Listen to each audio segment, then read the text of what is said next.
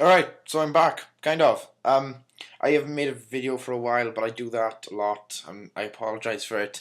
And as soon as my exams, my GCSE exams are over and I'm out of school, I will have 3 months to, get a part-time job. But most of my time will be free, so I'll be making videos for you guys. And that said, I move on to my Thor review. Now, I tweeted that I'd seen Thor ages ago, back when it first came out in Britain. The reason I didn't do a review of it was, one, I've been busy, but I can still do a review. Like, I just, I'm very lazy, and I apologize. And I will get back to doing it. But and two, it didn't come out in America. Now, I saw Thor, and I really wanted to review it, but I wanted to spoil it, so I waited for it to come out in America, and I realized that a lot of people won't see it on the first day or second day or blah blah blah. So I wait until it's like everyone who's going to see it is gone to see it. So if you don't like spoilers, if you're going to see it like tomorrow or the next day, or wait until it comes out on DVD, I wouldn't watch this review because I'm going to spoil it. Probably. I'm not even sure. I haven't even like written out notes or anything. But anyway, on to Thor. I really liked this movie. I really enjoyed it. I think it was, for Thor, it was an awesome movie. I know they changed up some bits. They didn't keep it straight to the comics, but they kept enough of the. I think they kept most of the Asgardian side of Thor. The only bits they changed was the Thor on Earth bit, which kind of needed updating anyway. But I won't get into that. Now, first off, the way we're introduced into the movie. I thought it was really good. Some people have problems with it. Some people like it. I'm on the side that likes it. I like that we flash back into Thor on Asgard after we see the first thing, because it kind of gets the first thing out of the way. It gets like the whole, look, Natalie Portman's in this movie. Don't leave the theater, for all the people who can't appreciate good movies. No offense to people, but if you didn't like the scenes in Asgard, I don't know what's wrong with you, because they were awesome. And it's just, I understand if you're not into action, because the Frost Giants, the battle with the Frost Giants, and the Frost Giants trying to break in, that's a bit more like, if you have to be into action to like that. But I really liked it. I really enjoyed it. I thought it was awesome. And right, I'm gonna go through. I've done the intro. Now on to where he gets banished. Actually, I'll touch more on the battle in Jotunheim.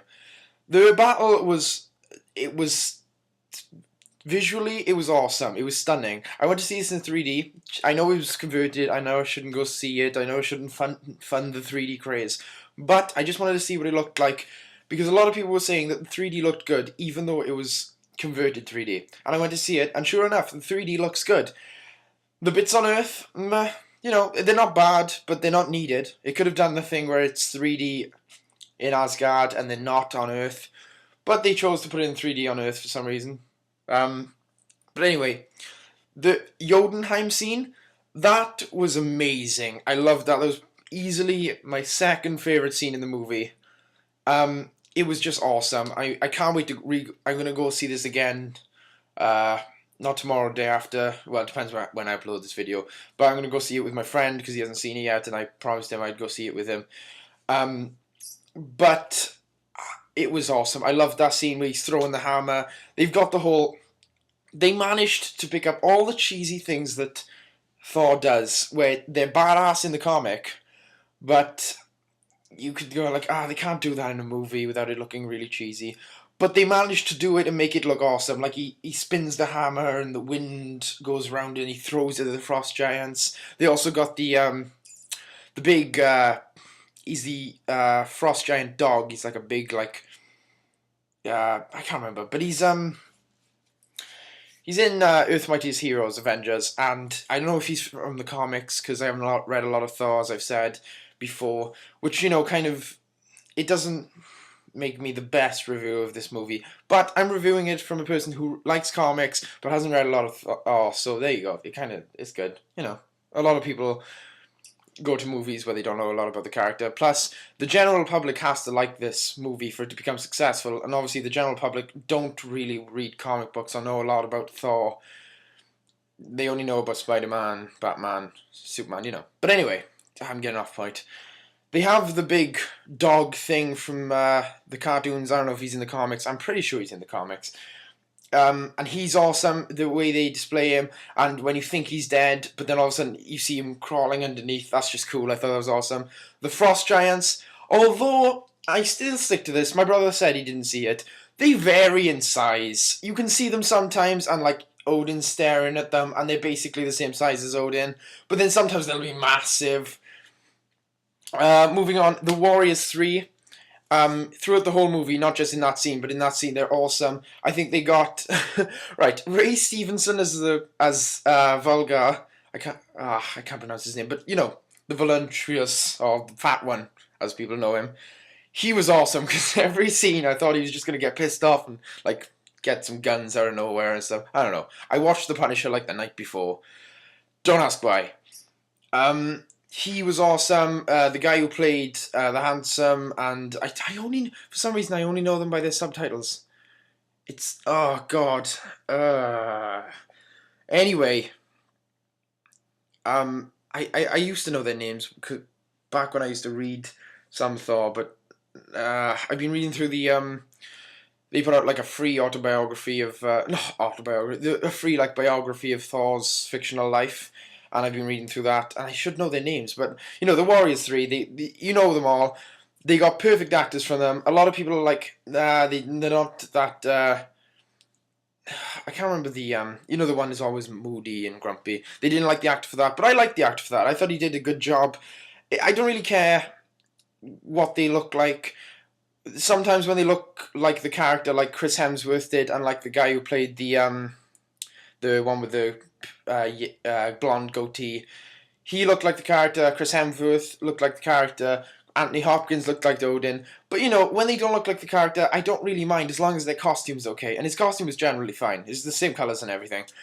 And Sif was awesome. I think she needed more screen time, but you know, they can't push everyone in this. But Sif, if they make a Thor 2, I really want them to play off the triangle between I know a lot of people don't like love triangles, but I think it could really work between Natalie Portman, Thor, and Sif. But I also like the idea they're going with in this movie, where Thor and Sif are they've been friends since they were little, and they're just best friends. They're not like lovers like they are in the comics. I don't mind. I like Sif as a character, and I like her in the movie. I think the actress played her well. Now we move on to Odin. Odin was awesome. Odin is probably, well, me being Welsh, and some Americans might, I'm not insulting your intelligence, we're just that's insignificant of a country. You might not know where Wales is, but Wales is a British country, and we have a lot of actors come from here that become famous, and Anthony Hopkins is probably the one we're most proud of. So seeing a Welsh guy become a god. Now, we've had him be a serial killer. We've had a Welsh serial killer. We've had a Welsh psychopath, you know. But we've got a Welsh god now. So, yeah, that's awesome. But I think his performance was amazing.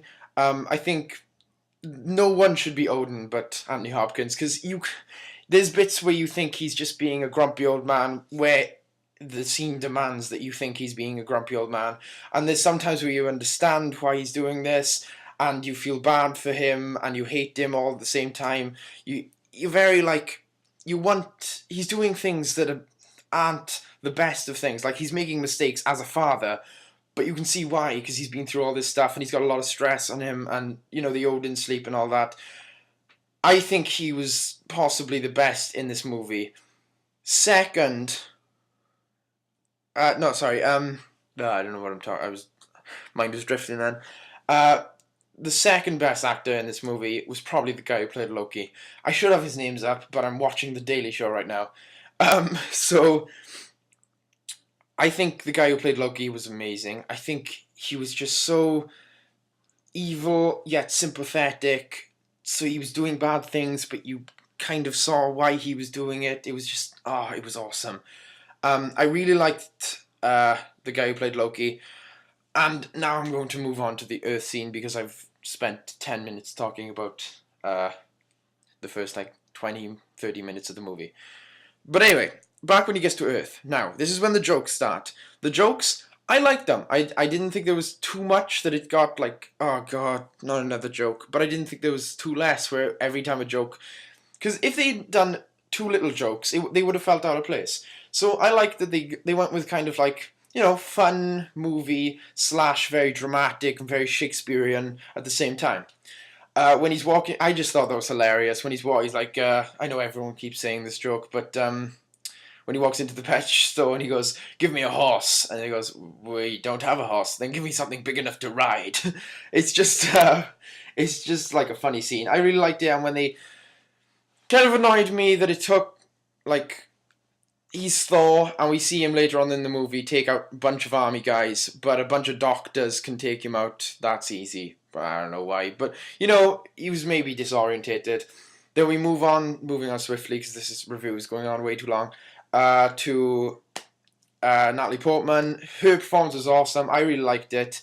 I think that it will resonate with comic fans and with audience goers, because obviously lots of people like Natalie Portman. I, for one, think she's an awesome actress. I really liked her in the role. I don't write. Please, someone tell me, because I don't read a lot of Ultimate Comics, and I don't read a lot of variations. But I thought that Jane Foster was a doctor, but in this she's a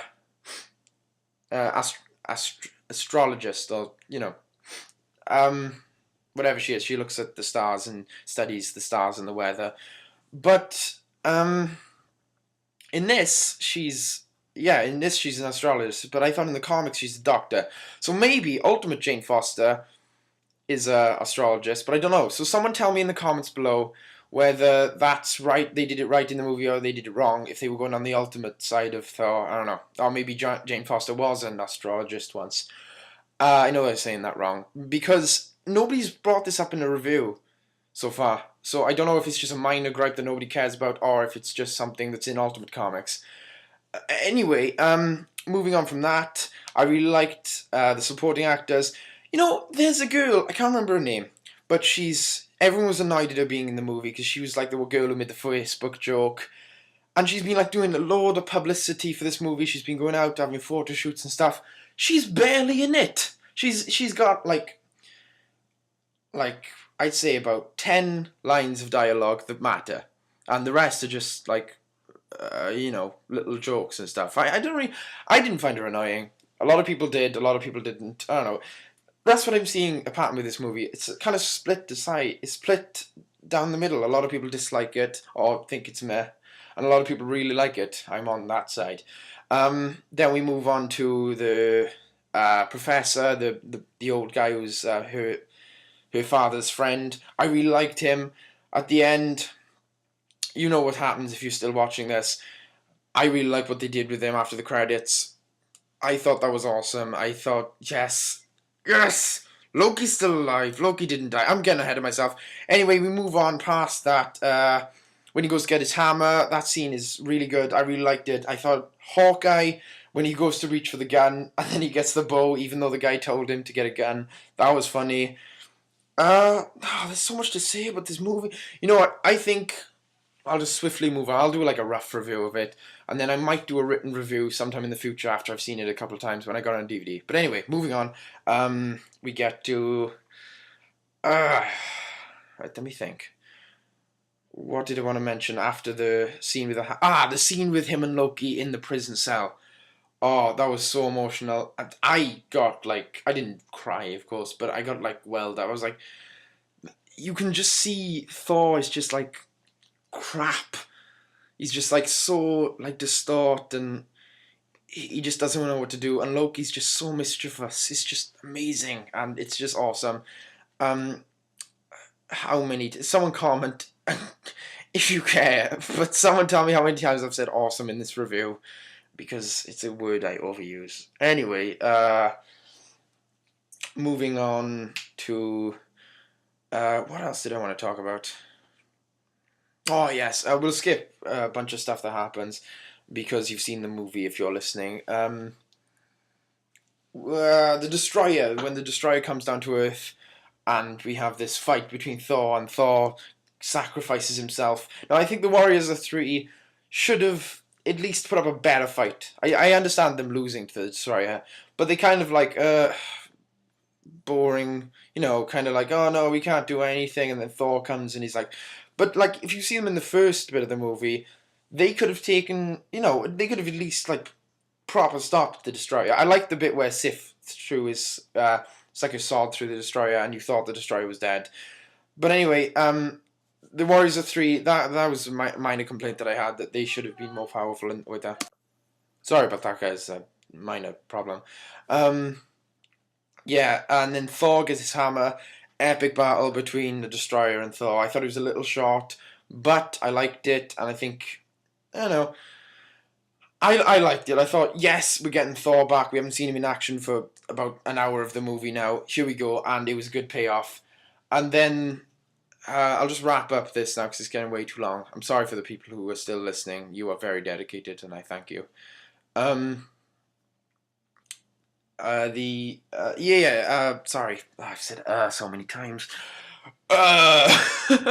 He fights the Destroyer, and then he goes to Asgard, and we see the Warriors 3 and Thor in Asgard, and Asgard fighting in the Rainbow Gate. I thought that was really cool, and yeah, the fight between Loki and Thor. I should mention Heimdall before that. Actually, I'll talk about Heimdall first. Heimdall, a lot of people were getting pissed over the fact that he was black. I don't care. I personally don't care what. As I said, I don't really care what a character looks like. I only care if if they play the character spot on, and they play the character like he is in the comics, or they put a lot of just effort into their acting. They don't like half-ass it. I really don't care what they look like. I think as long as you're not like extremely like you're too young and you've got like different color hair, and if there's too many, if like he was black and then he was like 18 and he had one arm, I would be like, no, that's not Heimdall. But the only difference was he's black, so I don't really care. It's not. It doesn't matter. I don't get why people get angry when characters change their skin color. It's like when you have an actor who has different color hair. That's fine. Who cares? It doesn't matter, because their performance, and his performance as Heimdall, was awesome. I really liked it. I thought he was, when he every time he was on screen, I was just like, yes, this is awesome. This movie is epic. Heimdall is cool. I want to go read a Heimdall comic now. I know that probably doesn't exist. If it does, please link me somewhere I can buy it, because he's just, you can see that he is loyal to Odin, but he can get pissed, and when he's pissed, he will do like a lot. Like when they're walking past and they're like, don't let this. They're like, you think that he's gonna stop them, and then he just goes, "No one has ever passed me before. Go find them," and stuff. And it's just really cool. I really liked him. I really liked his character. But moving on from that, Loki against Thor. Awesome fight. It was just good. I think they choreographed it awesome. The Rainbow Gate looked amazing. Asgard in the background. The 3D in that scene was really good as well. It just captured you, and you didn't let you go until until they'd fought. And then the whole Thor is just, he can't think of anything, so the only thing he can do is like stop his promise to not stop his promise, take back his promise to Natalie Portman's character, Jane Foster, because he breaks the Rainbow Bridge, because it's the only way to save Jotunheim. And it's just tragic. You see him like he's just a start, but he's hitting his hammer against the Rainbow Gate, and like Loki's like trying to tell him like, you'll never see her again and stuff. And then we see the Odin wake up from the Odin sleep, and it's just awesome. Oh, I know I say awesome so much, but this movie was just really good. I don't want to say too much more about it because I know I'm just rambling, and I know you guys will get bored. Please just know that I like this movie. I will give this movie about a 4.9 out of 5 because I'm still waiting for Batman 3 and the Avengers and the Superman Man of Steel movie, and I don't want if they're better than this, I don't want to, say, oh crap, I give it the same rating, but it's better. So this is a 4.9. I know I may be liking this movie a lot more than other people. It's just that, I don't know, I'd seen a lot of, maybe it's because this is the first time I haven't gone to watch it, but I was watching The Punisher, I was watching Iron Man, and it's nice to see a movie that takes something that you were like, like they can't do that. It's too unrealistic. It's too out there. And I'm a big one. I'm a big one for doing stuff that isn't that realistic. But when you see something like Thor, you're like, they can't do that. Will they be able to pull it off? And then you see this movie and you're just like, yes, they did it. It was awesome. And I want a sequel and many sequels to come after that. So, this has been an extremely 20-minute review of Thor. I liked it. And yeah, just a quick thing to add at the end. A lot of people have seen comparing this to versing this up with Iron Man 2.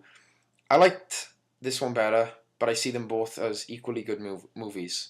If you get that, if you don't, then I'm sorry. So yeah, goodbye. I hope to make a lot more videos that are shorter. Yeah.